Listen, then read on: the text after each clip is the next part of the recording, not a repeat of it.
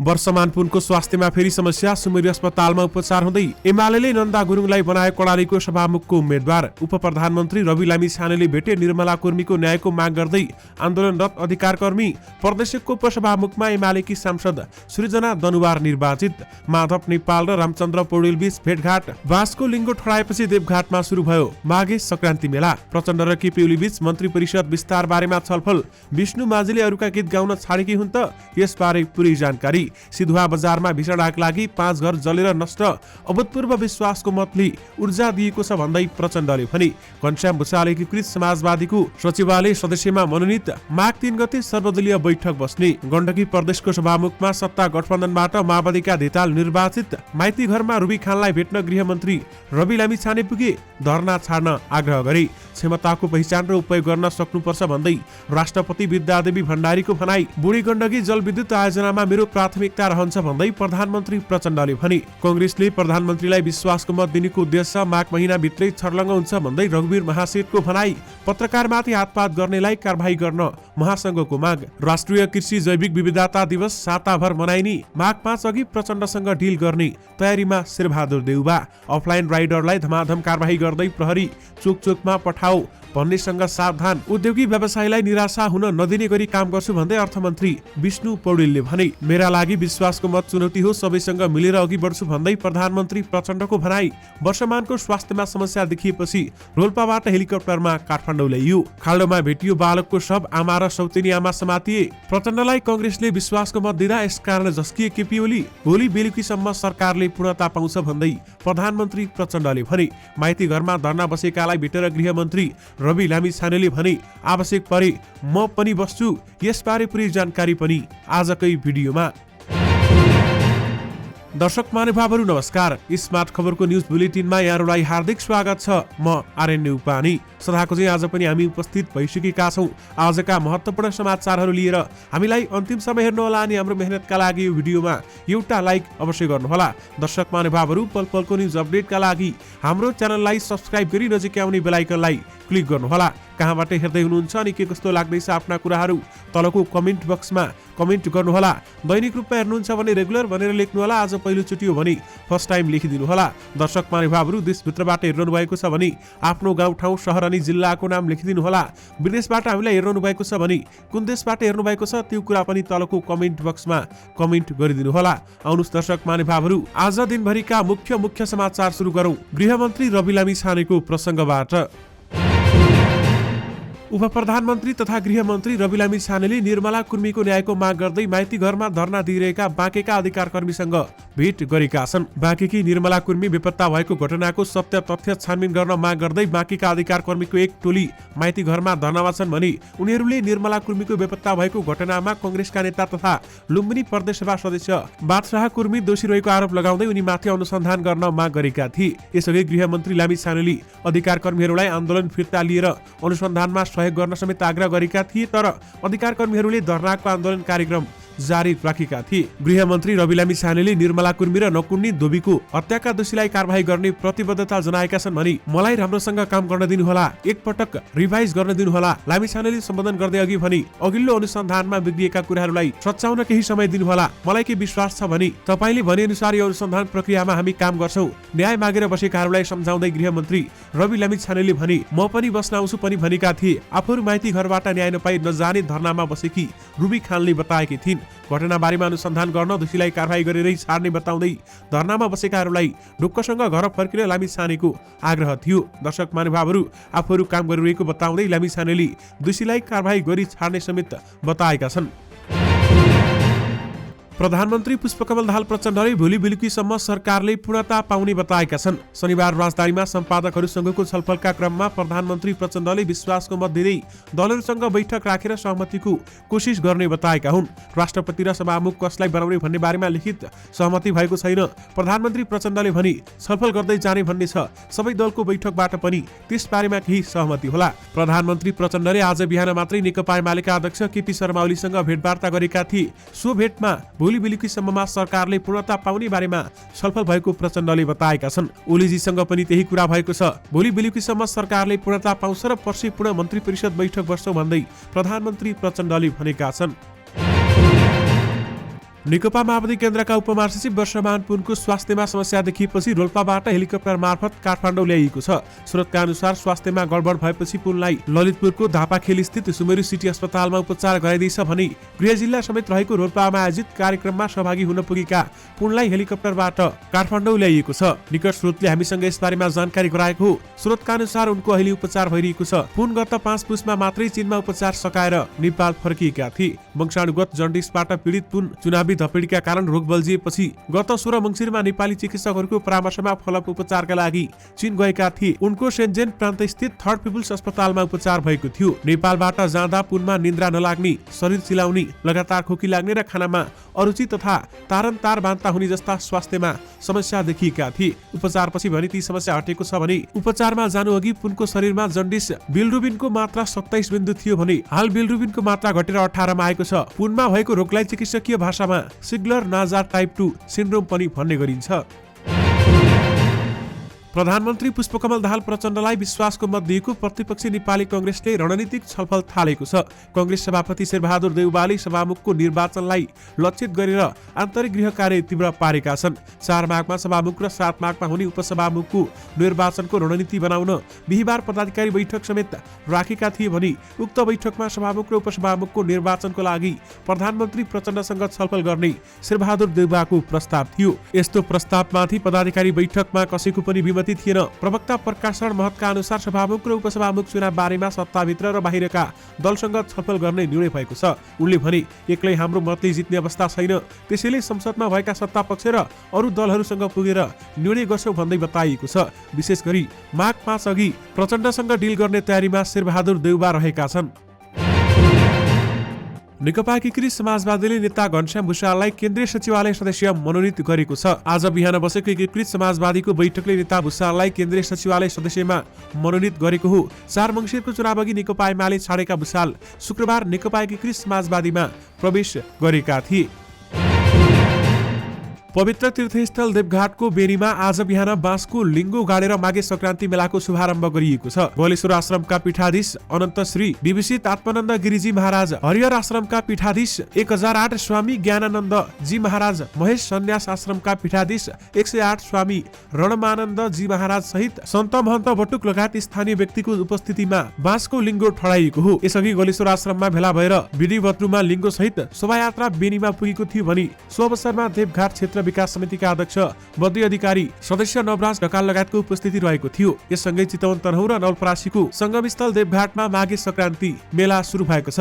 देवघाट क्षेत्र विकास समितिका अध्यक्ष अधिकारीका अनुसार यस वर्ष विधिवत रूपमा मेलाको शुभारम्भ गरिएसँगै बाहिरबाट भक्तजन आउने क्रम सुरु भएको छ। विशेष गरी बाँसको लिङ्गो ठडाएपछि देवघाटमा माघे संक्रान्ति मेला सुरु भएको छ। प्रधानमन्त्री पुष्पकमल दाहाल प्रचण्ड र नेकपा एमालेका अध्यक्ष केपी शर्मा ओलीबीच भेटवार्ता भएको छ। आज बिहान प्रधानमन्त्रीको सरकारी निवास बालटारमा भएको भेटमा मन्त्री परिषद विस्तार लगायतका विषयमा कुराकानी भएको उनीहरू निकटका नेताहरूले बताएका छन्। सत्ता साझेदार दलहरूबीच भागभण्डामा कुराकानी नमिल्दा संघीय सरकार र प्रदेश सरकार विस्तार हुन सकेको छैन भने प्रचण्ड नेतृत्वको संघीय सरकारका केही मन्त्रीहरू बिना विभागीय हैसियतमा छन् भने प्रदेशमा पनि धेरै मन्त्रीको मन्त्रालय तोकिएको छैन। यसैबीच प्रचण्ड र ओलीबीच मन्त्री परिषद विस्तार बारेमा छलफल भएको छ। राष्ट्रपति विद्यादेवी भण्डारीले समृद्ध नेपाल निर्माणको महाअभियानमा आफ्नो राष्ट्रिय क्षमताको पहिचान र उपयोग गर्न सक्नुपर्ने बताएकी छन्। काभ्रेपलाञ्चोकको बनिपा नगरपालिका 4 उग्रचण्डी नलाई स्थित ब्राह्मणी क्षेत्रमा निर्मित विष्णुका 10 अवतार सहित परमपिता चुतरान ब्रह्माजीको प्रतिमा अनावरण तथा पश्चामृत स्नात र ब्रह्मा पार्कको उद्घाटन गर्दै राष्ट्रपति भण्डारीले राष्ट्रिय क्षमताको पहिचान र उपयोग गर्दै समृद्ध नेपाल र सुखी नेपालीको राष्ट्रिय आकांक्षा पूरा गर्नुपर्ने बताएकी छन्। समृद्ध नेपाल र सुखी नेपालीको राष्ट्रिय आकांक्षा पूरा गर्न हामीले तीव्र विकास, स्वदेशमै रोजगारीको सृजना, उच्च आर्थिक वृद्धि जस्ता लक्ष्य हासिल गर्नु परेको छ। यसका लागि आफ्नो राष्ट्रिय क्षमताको पहिचान उपयोग गर्न सक्नु नै प्रमुख आधार हो भन्दै उनले बताएकी छन्। आर्थिक परनिर्भरता घटाई स्वावलम्बी राष्ट्रिय अर्थतन्त्र निर्माण गर्ने कार्यमा पर्यटन क्षेत्रको विकास एउटा मुख्य आधार हुन सक्ने उनको धारणा रहेको थियो। राष्ट्रपति भण्डारीले कृषि, वन पैदावार र जलविद्युत नेपालको आर्थिक विकासको मेरुदण्डका रूपमा लिन सकिने बताइन् भने उनले भनिन्, हामीले प्रकृतिलाई अझ सिंगारेर विकासका कार्य अगाडि बढाउनु पर्छ, यानि कि क्षमता र पहिचानको उपयोग गर्न सक्नुपर्छ भन्दै राष्ट्रपति विद्यादेवी भण्डारीले भनेकी छन्। प्रधानमन्त्री पुष्पकमल दाहाल प्रचण्डले पुस 26 गते बसेको प्रतिनिधि सभाको बैठकले आफूलाई अभूतपूर्व विश्वासको मत दिएको बताएका छन्। कम्युनिस्ट आन्दोलनका पुराना नेता नेकपा माओवादी केन्द्रको ज्येष्ठ नागरिक सल्लाहकार मञ्चका केन्द्रीय सदस्य भुवन प्रसाद श्रेष्ठद्वारा लिखित कम्युनिस्ट आन्दोलनका प्रेरक भुवन दाई पुस्तकको लोकार्पण गर्दै प्रधानमन्त्रीले भने सिङ्गो सदन नै विश्वासको मत दिने अवस्थामा आयो। यो नेपाली राजनीतिमा असाधारण परिघटना भयो। करिब राष्ट्रिय सहमति नै भयो। यो मेरा लागि गौरवको विषय हो, चुनौती पनि हो। मैले त्यही ठानेको छु। सिङ्गो देशलाई एकताबद्ध भएर जाने वातावरण बनेको छ। देश एकताबद्ध भएर जान्छ। पुस्तकमाथि चर्चा गर्दै प्रधानमन्त्रीले भने भुवन दाईको पुस्तक विमोचन गर्न पाउँदा गौरवको अनुभूति भएको समेत बताएका छन्। र साथमा बुढी गण्डकी जलविद्युत आयोजना पनि मेरो प्राथमिकतामा छ भन्दै उहाँले बताउनु भएको छ। पछिल्ला दिनहरूमा अफलाइन राइडरले विकृति बढाउँदै गएपछि प्रहरीले यसलाई नियन्त्रण गर्न विशेष अपरेसन सुरु गरेको छ। जसअनुसार प्रहरीले विभिन्न समयमा अफलाइन राइड गर्नेहरूलाई नियन्त्रणमा लिई सचेत गराउँदै फेरि अफलाइन राइड गरेमा कारबाही गर्ने चेतावनी दिएको छ। केही दिनअघि मात्रै काठमाडौँको विभिन्न स्थानबाट करिब 150 जना अफलाइन राइडरहरूलाई नियन्त्रणमा लिएको प्रहरी परिसर टेकुले जानकारी दिएको छ। बागमती प्रदेश राइड सेयरिङलाई कानुनी मान्यता दिए पनि आवश्यक कार्यविधि बढाउन ढिलाइ भइरहेको अवस्थामा अफलाइन राइड नियन्त्रण गर्ने प्रहरीको प्रयासलाई सकारात्मक रूपमा लिन सकिन्छ। गलत मानसिकताका व्यक्तिले अफलाइन राइडको सहारा लिएर विभिन्न आपराधिक कार्यमा सहभागी भएको र थप बढ्न सक्ने आकलन गर्दै प्रहरीले उनीहरूलाई नियन्त्रणमा लिएर सचेत गराएको प्रहरी परिसर टेकुका प्रवक्ता एसपी विनोद मैनालीले जानकारी दिनुभएको छ। केही दिन अघिदेखि समुदाय प्रहरी साझेदारी कार्यक्रम अन्तर्गत अपरेसन चलाएको एसपी मैनालीले जानकारी दिएका छन्। पछिल्लो समय अनलाइन राइड सेयरिङको लोकप्रियता बढ्दै जाँदा अफलाइन राइड सेयरिङ विकृति बन्दै गइरहेको छ। काठमाडौँ उपत्यकाका प्राय चोकहरूमा अफलाइन राइडिङ सेयर गराउनेहरूको भिड बढ्दै गएपछि प्रहरीले समेत यसको व्यवस्थापनका लागि चासो देखाउन सुरु गरेको हो। केही दिनअघि मात्रै कोटेश्वरमा अफलाइन राइडरले यात्रु लुटपाट गरेको घटना बाहिरिएको थियो। नेकपा एमाले सुर्खेतकी नन्दा गुरुङलाई कर्णाली प्रदेश सभामुखको उम्मेद्वार बनाएको छ। एमाले प्रदेशका नेताहरूले शनिबार बसेको बैठकले सभामुखका लागि गुरुङको नाम टुङ्गो लगाएको हो भने बैठकले सुर्खेतकी नन्दा गुरुङ कमरेडको नाम टुङ्गो लगाएको छ। अबको केही बेरमा प्रदेश सभामा पुगेर उम्मेदवारी दिने तयारी भइरहेको छ भन्दै बैठकमा सहभागी एमालेका एक सांसदले भनेका छन्। सुर्खेतकी गुरुङ समानुपातिक सांसद हुन् भने सत्तारूढ दलको भागमण्डामा कर्णालीको सभामुख एमालेको भागमा परेको छ भने उपसभामुख नेकपा माओवादी केन्द्रको भागमा परेको छ। 40 सदस्यीय कर्णाली प्रदेश सभा नेपाली कांग्रेसका 14, माओवादी केन्द्रका 13, नेकपा एमालेका 10, नेकपा एकीकृत समाजवादी राप्रपा र स्वतन्त्रबाट 1-1 जना सांसद रहेका छन्। प्रदेश 1 को प्रदेशसभाको उपसभामुखमा एमाले सांसद सृजना दनुवार निर्वाचित भएकी छन्। शनिबार प्रदेशसभाको बैठकमा उनी निर्वाचित भएकी हुन्। सभामुखमा माओवादी केन्द्रका उम्मेद्वार बाबुराम गौतम निर्विरोध निर्वाचित भएका थिए भने दनुवारको पक्षमा 57 मत खसेको थियो। विपक्षमा 33 मत खसेको थियो। उपसभामुख पदका लागि भएको पहिलो चरणको निर्वाचनमा नेपाली कांग्रेसकी सांसद लीला कुमारी राईको पक्षमा 33 मत खसेको थियो। विपक्षमा 57 मत खसेको थियो। सत्तारूढ गठबन्धनमा रहेका दलहरू नेकपा एमाले, माओवादी केन्द्र, राप्रपा र जसपाको 60 सांसद मध्ये 57 जनाले दनुवारको पक्षमा मतदान गर्दा सभामुख बाबुराम गौतम तटस्थ बसे। एमालेका 2 सांसद मत विभाजनका क्रममा उपस्थित थिएनन्। नेपाली कांग्रेसका वरिष्ठ नेता रामचन्द्र पौडेल र नेकपा एकीकृत समाजवादीका अध्यक्ष माधव कुमार नेपाल बीच भेटवार्ता भएको छ। शनिबार नेता नेपाललाई भेट्न पौडेल एकीकृत समाजवादीको पार्टी कार्यालय अलोकनगर पुगेका थिए भने दुई नेताबीच करिब आधा घण्टा कुराकानी भएको अध्यक्ष नेपालको सचिवालयले जनाएको छ। कांग्रेस नेताहरूले राष्ट्रपति चुनावलाई लक्षित गर्दै राजनीतिक भेटघाट बढाएका छन् भने राष्ट्रपति चुनावलाई लक्षित गरेर प्रधानमन्त्रीमा प्रचण्डलाई विश्वासको मत दिएको पनि नेताहरूले खुलाएका छन्। एकीकृत समाजवादीसँग पनि प्रतिनिधि सभाको सभामुख र राष्ट्रपति निर्वाचनको विषयमा नेता पौडेलले छलफल गरेको हुन सक्ने नेताहरू बताउँछन्।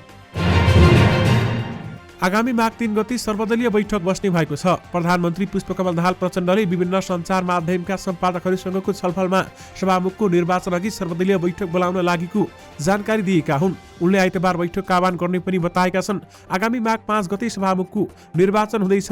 मुलुक गणतान्त्रिक शासन प्रणालीमा गएपछि सभामुखका लागि चौथो सभामुखको चुनाव हुन लागेको हो। सत्तारूढ दलहरूबीच सभामुख पद नेकपा एमालेले पाउने सहमति भएको छ। गण्डकी प्रदेशको सभामुखमा माओवादीका कृष्ण रिताल निर्वाचित भएका छन्। शनिबार बसेको प्रदेश सभा बैठकले रितालले 32 सांसदले मतसहित सभामुखमा निर्वाचित भएका हुन् भने सभामा 58 सांसद उपस्थित थिए। एमालेका ज्येष्ठ सदस्य मित्रलाल बस्यालले सभा सञ्चालन गरेका थिए। रिताललाई स्वतन्त्र सांसद दीपक मनाङ्गले पनि मतदान गरेपछि 32 सांसदको मतसहित सभामुखमा निर्वाचित भएका हुन्। बैठकको सुरुमै संवाद फणेन्द्र देवकोटाले रिताललाई सभामुखमा चयन गरिस् भन्ने प्रस्ताव पेश गरेका थिए भने अर्का सांसद रोशन गारा मगरले सो प्रस्तावमा रूपमा समर्थन गरेका थिए। यानि कि गण्डकी प्रदेशको सभामुखमा सत्ता गठबन्धनबाट माओवादीका धिताल निर्वाचित भएका छन्। नेकपा एमालेका सचिव सांसद तथा पूर्व उप प्रधानमन्त्री रघुवीर महासेठले प्रधानमन्त्री पुष्पकमल दाहाल प्रचण्डलाई विश्वासको मत दिएसँगै नेपाली कांग्रेस सभा राजनीतिक, संवैधानिक र नैतिक रूपमा प्रतिपक्षी दल नभएको बताएका छन्। कांग्रेसले के उद्देश्य राखेर प्रधानमन्त्रीलाई विश्वासको मत दिएको भन्ने कुरा माघ महिनाभित्रै छर्लङ्ग हुन्छ भन्ने उनको दाबी रहेको छ। आज राजधानीमा आयोजित साक्षात्कारमा बोल्दै नेता महासेठले एमाले प्रयास र माओवादी केन्द्रको समर्थन मुलुकलाई कांग्रेसको चङ्गुल दलदलबाट बाहिर ल्याउन सफल भएको पनि टिप्पणी गरेका छन्। अहिले देशको राजनीति कांग्रेसको चङ्गुल र दलदलबाट एमालेको प्रयासबाट त्यो राजनीतिलाई बाहिर ल्याएको छ। यो देश र राष्ट्रियताको लागि ठूलो जरुरी थियो। महासेठले अघि भने एमालेको पहल र माओवादीको सहयोगमा राजनीतिलाई कांग्रेसको दलदलबाट बाहिर निकाल्ने काम भएको छ। यसको रिजल्ट 6 महिनापछि थाहा हुन्छ भन्दै उहाँले बताउनु भएको छ। उपप्रधान तथा अर्थमन्त्री विष्णु पौडेलले उद्योग व्यवसायीहरूलाई निराशा हुन नदिने गरी काम गर्ने बताएका छन्। आज मन्त्रालयमा नेपाल राष्ट्रिय व्यवसायी महासंघले बुझाएको ध्यानाकर्षण पत्र बुझ्दै अर्थमन्त्री पौडेलले सरकारले सबै उद्योगी व्यवसायीहरूलाई निराशा हुनु नपर्ने गरी काम गर्ने बताएका छन्। उनले सरकारले व्यवसायीहरूले माग र सुझावहरूलाई तत्काल समाधान गर्न नसके पनि छलफल र संवादका माध्यमबाट विस्तारै सम्बोधन गर्ने प्रतिबद्धता जनाएका हुन्। उनले उद्योगी व्यवसायीहरूले उठाएका उचित मागलाई सकारात्मक रूपमा लिएको पनि बताएका छन्। मन्त्री पौडेलले मन्त्रालयमा कामको लागेकाले सबै विषयमा व्यापक छलफल गर्न नसकिएको बताएका छन् भने उनले व्यवसायीको माग छलफल र अध्ययन गरी उचित मागलाई सम्बोधन गर्ने प्रतिबद्धता समेत महासंघलाई गराएका छन्। डडेलधुराको आलिताल गाउँपालिका 8 डाँडा खर्कका 8 वर्षीय बालक भरत बोहराको हत्या गरेर खाल्डोमा गाडीको अवस्थामा शव भेटिएको छ। घरनजिकै खाल्डोमा पुरिएको शव निकालीको इलाका प्रहरी कार्यालय जोगबुढाका प्रहरी निरीक्षक गंगादत्त बडुले जानकारी गराउनु भएको छ। शव पुरै सडेको अवस्थामा छ। घटना केही दिन अगाडि भएको जस्तो देखिन्छ। उनले हामीसँग भने मुचुल्का उठाउँदैछौँ। हत्याको कारण खुल्न सकेको छैन। घटना अनुसन्धानका लागि मृतक बालकी आमा र सौतेनी आमालाई प्रहरीले नियन्त्रणमा लिएको छ। घटना शंकास्पद देखिएपछि सोधपुछका लागि नियन्त्रणमा लिएका हुँ भन्दै प्रहरी निरीक्षक बडुली भनेका छन्। अनुसन्धानका लागि प्रहरीले बालकी आमा 34 वर्षीय कलामती बोहरा र सौतेनी आमा 30 वर्षीय जानकी बोहरालाई नियन्त्रणमा लिएको छ। मृतक बालक बोहराको घरमा 2 आमा र उनका दाइ बस्दै बुबा रोजगारीका लागि भारतमा छन्। डाँडा खर्कका बोहरा पुस 12 गतेदेखि घर परिवारको सम्पर्कमा थिएनन्। पुस 27 गते स्थानीय दानबहादुर विष्टले बालक हराइरहेको सूचना प्रहरीलाई दिएका थिए भने त्यसपछि घर परिवारसँग बुझ्दा बालक 12 गतेदेखि सम्पर्कमा नरहेको खुलेको हो।